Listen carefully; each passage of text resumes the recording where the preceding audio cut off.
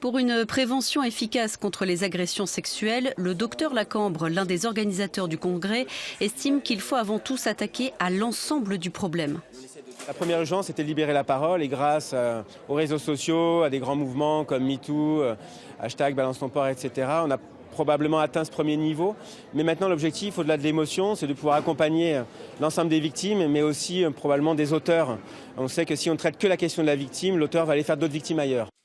Avec son équipe, le psychiatre du CHU a mis au point une boîte à outils qui a été présentée au congrès.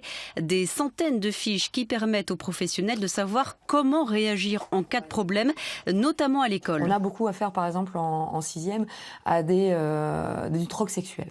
Le troc sexuel, c'est cet échange de faveurs sexuelles contre des smartphones, contre du cannabis. Avoir une bonne estime de soi, en tout cas, une bonne image de soi, peut participer au fait de ne pas rentrer dans ce genre de conflit et de troc sexuel, en tout cas. Autre outil de prévention présenté lors du congrès, un fascicule sur les violences infligées aux femmes enceintes. Cet outil a été élaboré par des étudiantes sages-femmes de Montpellier, trop souvent confrontées au manque d'informations sur le sujet. Elles alertent sur les répercussions que ces violences ont sur les bébés.